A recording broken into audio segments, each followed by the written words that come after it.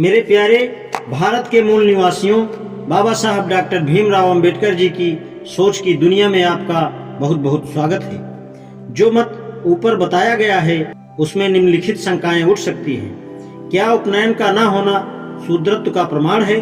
क्या शूद्रों को कभी उपनयन का अधिकार था? उपनयन न होने से शूद्रों का पतन कैसे हो सकता है? शूद्रों का उपनयन न कराने का ब्राह्मणों को क्या अधिकार था? अब इन शंकाओं का समाधान भी किया जाएगा। पहली शंका के समाधान के लिए यह देखना आवश्यक है कि भारतवर्ष में न्यायालयों ने शूद्रत्व का क्या प्रमाण माना है। पहली नजीर चौधरी रणरतन सिंह बनाम साहब प्रहलाद सिंह की है। इसका फैसला प्रीवी काउंसिल ने सन 1837 में किया था। प्रश्न यह था कि अमुक समय में भारतवर्ष में क्षत्रिय थे या नहीं। एक पक्ष के लोग कहते थे कि क्षत्रिय थे, दूसरे पक्ष वाले कहते थे कि सब क्षत्रियों का नाश परशुराम ने कर डाला और जो कुछ बचे भी थे उनका नाश शूद्र राजा महापद्मनानंद ने किया।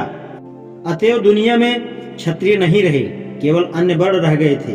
प्रीवी काउंसिल ने इस मत को नहीं माना और निश्चय किया कि क्षत्रिय हैं, परंतु प्रीवी काउंसिल ने क्षत्रिय और शूद्रों की भिन्नता की कोई सर्वसाधारण पहचान नहीं बताई। दूसरी नजीर राजकुमार लाल बाम विशेषर दयाल की है। उस मुकदमे में प्रश्न यह था कि बिहार के कायस्थ क्षत्रिय हैं अथवा शूद्र। कायस्थ पक्ष वाले यह कहते थे कि बिहार के कायस्थ संयुक्त प्रांत बनारस और बंगाल के कायस्थों से भिन्न हैं और शूद्र नहीं हैं। अदालत ने इस बात को नहीं माना और निश्चय किया कि बिहार के कायस्थ भी शूद्र हैं। इलाहाबाद हाई कोर्ट ने तुलसीराम बनाम बिहारी लाल के मुकदमे में बिहार की नजीर को नहीं माना। इसके पश्चात 1916 ईस्वी में कलकत्ता हाई कोर्ट के सामने यह प्रश्न आया कि बंगाल के कायस्थ क्षत्रिय हैं या शूद्र। असित मोहन घोष बनाम निरोध मोहन घोष मालिक 20 CWN 901 हाई कोर्ट ने यह निश्चित किया कि वे शूद्र हैं। इसकी अपील प्रीवी काउंसिल में हुई। 1926 से 47 IA 140 प्रीवी काउंसिल ने यह निर्धारित किया कि बंगाली कायस्थ क्षत्रिय हैं अथवा शूद्र। सन 1916 और 1926 ईस्वी के बीच में कलकत्ता हाई कोर्ट ने यह फैसला दिया कि कायस्थ की शादी तांती विश्वनाथ घोष बनाम बलई देसाई 1921 से 48, कलकत्ता 626 और डोम भोलानाथ मिश्र बनाम शहनशाह 1926-51, कलकत्ता 788 नीच जातियों में हो सकती है। उक्त तीनों शूद्र वर्ण के अंतर्गत हैं। इन फैसलों से कायस्थों का बहुत अधःपतन हो गया। सन 1926 में ईश्वरी प्रसाद बनाम रायहरि प्रसाद लाल ILR 6 पटना 506 के मुकदमे में जस्टिस ज्वाला प्रसाद ने एक महत्वपूर्ण फैसला दिया। उन्होंने प्रत्येक स्मृति और पुराण का जिसमें कि कायस्थों का जिक्र था अन्वेषण किया और निश्चित किया कि कलकत्ता हाई कोर्ट की नजीर सही नहीं है और बिहार के कायस्थ क्षत्रिय हैं, शूद्र नहीं हैं। फिर कुछ मुकदमों में यह प्रश्न उठा कि मराठे क्षत्रिय हैं अथवा शूद्र। यह प्रश्न पहली बार महाराजा कोल्हापुर बनाम सुंदरम अय्यर 48 मद्रास के मुकदमे में उठा। तंजौर राज्य की स्थापना बेनकोजी उपनाम एकोजी ने की थी। वह मराठा थे और शिवाजी के भाई थे। यह मुकदमा उसी राज्य से संबंध रखता था। मद्रास हाई कोर्ट ने 229 पृष्ठ के फैसले में यह निश्चित किया कि मराठा शूद्र हैं, क्षत्रिय नहीं हैं। दूसरा मुकदमा सुब्बाराव हम्बीराव पाटिल बनाम राधा हम्बीराव पाटिल का है। 1928 ILR 52 BAN 497 अदालत ने यह निर्णय दिया कि मराठों में 3 विभाग हैं, पंच वंश वाले, 96 वंश वाले और शेष पहले दोनों विभाग वाले क्षत्रिय। पुनः मुक्का कोने बनाम अम्माकटी के मुकदमे में मद्रास हाई कोर्ट के सामने यह प्रश्न था कि मदुरा के यादव क्षत्रिय हैं अथवा शूद्र। 1927 ILR 52 मद्रास यादव लोग अपने को क्षत्रिय बताते थे, परंतु अदालत ने उनको शूद्र निश्चित किया। इससे यह प्रकट है कि ऐसी नजीरें एक दूसरे के प्रतिकूल होती रही हैं, परंतु हमारे काम के लिए यह आवश्यक बात है कि इन अदालतों ने क्षत्रिय तथा शूद्र निश्चय करने के लिए कौन से सप्रमाण का प्रयोग किया। ये प्रमाण निम्नलिखित हैं। 10 कलकत्ता पृष्ठ 688 वाली नजीर में शूद्रत्व के ये प्रमाण थे।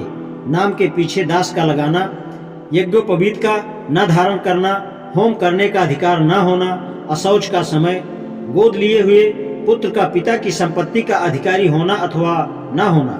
6 पटना पृष्ठ 606 वाली नजीर में ख्याति को प्रमाण माना है। यदि कोई जाति क्षत्रिय के नाम से प्रसिद्ध है तो वह क्षत्रिय है। 48 मद्रास पृष्ठ 1 वाली नजीर में बहुत से प्रमाण माने गए। पहला, जाति का आत्मज्ञान और दूसरा उपनयन संस्कार। यह भी निर्णय हुआ कि यदि कोई जाति अपने को क्षत्रिय या वैश्य नहीं सिद्ध कर सकती तो वह शूद्र है। 52 बम्बई पृष्ठ 497 में ये प्रमाण माने गए। जाति का आत्मज्ञान, रीतियां, जाति का दावा दूसरे मानते हैं या नहीं। इन प्रमाणों में कुछ तो व्यर्थ है, जैसे होम करने का अधिकार, जाति का आत्मज्ञान। केवल उपनयन का प्रमाण ठीक हो सकता है, परंतु अदालतों ने इस प्रमाण को ठीक ठीक वर्णन नहीं किया। वास्तविक प्रथा और अधिकार में कोई भेद नहीं किया। कहीं कोई जाति यज्ञोपवीत पहनती है, कहीं नहीं पहनती है। इसी से यह गड़बड़ी हो गई कि वही जाति कहीं क्षत्रिय और कहीं शूद्र मानी गई। असली प्रमाण यह नहीं कि अमुक जाति यज्ञोपवीत पहनती है अथवा नहीं। असली प्रमाण यह है कि उस जाति को उपनयन का अधिकार है अथवा नहीं। यदि यह अधिकार है तो वह क्षत्रिय और यदि नहीं है तो शूद्र। दूसरी शंका सर्वथा निराधार है। यह कहना प्राकृतिक नियमों के प्रतिकूल होगा कि आर्यों ने प्रारंभ ही से जाति विभाग कर दिया था। पहले समाज एक रहता है और बाद में भिन्न भिन्न भाग हो जाते हैं। अतएव यह अस्वाभाविक है कि आर्यों ने शूद्रों को आदि से ही उपनयन से वंचित रखा। यह मत केवल तर्क पर निर्धारित नहीं है। इसके लिए प्रमाण है कि स्त्रियां किसी समय में उपनयन के अधिकारी थे। आर्यों में उपनयन एक मुख्य संस्कार माना जाता था। बहरे, गूंगे, मूढ़ और नपुंसक का भी उपनयन हो सकता है। केवल बहरे, गूंगे और मूढ़ का उपनयन विशेष रीति से होता था। ऐसी हालत में भिन्नता केवल समिध यज्ञ, वस्त्र धारण, मेखला बांधने और मृगचर्म तथा दंड धारण में है। लड़का अपना नाम नहीं उच्चारण करता, सब मंत्र आचार्य पढ़ते हैं। यही रीति पागल, कोढ़ी इत्यादि के लिए है। 6 अनुलोम जातियों के लिए भी उपनयन विहित है। बौधायन गृहसूत्र 2:8, काड़े धर्मशास्त्र का इतिहास 2 पृष्ठ 299। ब्राह्मण के लड़कों को उपनयन 8वें साल, क्षत्रिय का 11वें साल और वैश्य का 12वें साल में होना चाहिए, परंतु यह उम्र क्रमशः 16वें, 22वें और 24वें साल में होना चाहिए। यदि इस आयु तक उपनयन न हो तो मनुष्य सावित्री पतित हो जाता है और उसे वेदाध्ययन और यज्ञ का अधिकार नहीं रहता, न उसका विवाह ही हो सकता है। परंतु ऐसी हालत में कुछ प्रायश्चित करने पर उपनयन हो सकता है। ब्रह्माग्न, ब्राह्मण की हत्या करने वाले का भी उपनयन हो सकता है। ब्रह्माग्न वह है जिसके पिता तथा पितामह का उपनयन न हुआ हो। प्राचीन काल में ब्रह्माग्न के यहाँ न तो कोई भोजन करता था, न ही उसका विवाह होता था, परंतु कुछ प्रायश्चित करने पर उसका भी उपनयन हो सकता था। इसी प्रकार यदि किसी के वंश में प्रतिमाह के वर्ष से बराबर उपनयन नहीं हुआ है तो उसका भी प्रायश्चित करके उपनयन हो सकता है। उसे 12 वर्ष ब्रह्मचारी जीवन व्यतीत करना पड़ेगा इत्यादि। ब्रात्यों का भी उपनयन होता है। यह कहना कठिन है कि ब्रात्य आर्य थे अथवा अनार्य थे, परंतु ये नीच थे। ब्रह्मचर्य जीवन व्यतीत नहीं करते थे, न खेती न रोजगार करते थे। उपनयन से पहले उन्हें ब्रात्य स्तोम करना पड़ता था। स्तोम 4 प्रकार के थे। पहला सब ब्रात्यों के लिए था, दूसरा उनके लिए था जो अभिशस्त थे अर्थात महानीच और पतित थे, तीसरा थोड़ी आयु के ब्रात्यों के लिए था और चौथा वृद्ध ब्रात्यों के लिए था। इन चारों स्तोमों में सदस्तोम सबको करना पड़ता था। इससे ब्रात्यों को उच्च स्थिति प्राप्त होती थी और पाप कट जाते थे। ब्रात्योस्तोम यज्ञ के पश्चात उनको उपनयन और वेदाध्ययन का अधिकार प्राप्त होता था। ब्रात्य शुद्धि संग्रह में तो 12 पीढ़ी के ब्रात्यों का भी सुधार प्रायश्चित द्वारा हो सकता है। उपनयन का महत्व तो इतना समझा जाता है कि बौधायन ने अस्वस्थ वृक्ष का भी उपनयन करने का आदेश दिया। बौद्ध 2 से 10। जब उपनयन इतना प्रचलित था तो कैसे कहा जा सकता है कि शूद्र और स्त्री उपनयन का अधिकारी नहीं थे। भारतीय आर्य और ईरानी आर्य एक ही शाखा के हैं। ईरानियों में पुरुष और स्त्री सबका उपनयन होता है। यह भेद भारतीय आर्यों में ही क्यों है? इसके अतिरिक्त ऐसे भी प्रमाण हैं जिसमें शूद्रों और स्त्रियों का उपनयन हुआ है। स्त्रियां न केवल वेद पाठ करती थीं, वे वेदाध्ययन की पाठशाला भी चलाती थीं। इसलिए स्त्री पूर्व मीमांसा पर टीका लिखी गई। शूद्रों के लिए भी प्रमाण है। राजा सुदास का राज्याभिषेक वशिष्ठ ने कराया। उसने राजसूय यज्ञ किया। ये अधिकार तभी प्राप्त हो सकते हैं जबकि उपनयन हुआ हो।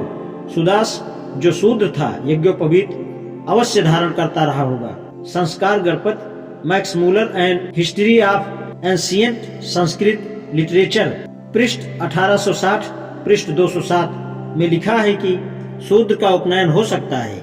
स्त्रियों का उपनयन क्यों बंद हो गया?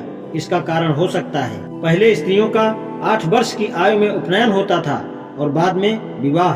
जब विवाह की आयु घटते घटते 8 वर्ष हो गई तो विवाह और उपनयन संस्कार एक में मिला दिया गया और धीरे धीरे उपनयन संस्कार लुप्त हो गया। परंतु शूद्रों के बारे में ऐसा कोई कारण नहीं प्रतीत होता। यदि इस पर भी कोई कहे कि शूद्र उपनयन के अधिकारी नहीं है तो वह बताएं कि क्यों नहीं है। वह केवल यही कह सकता है कि वे अनार्य हैं। यह पहले ही सिद्ध कर दिया गया है कि शूद्र आर्य हैं, अनार्य नहीं। या तो शूद्रों को पहले ही से उपनयन का अधिकार नहीं था या पहले था और बाद में छीन लिया गया। यह सिद्ध कर दिया गया है कि पहले से अधिकार न होना तर्क और ज्ञान के विरुद्ध है। बाद में यह अधिकार क्यों छीना, इसका कारण बाद में बताया जाएगा। आज इतना ही, शेष कल। धन्यवाद।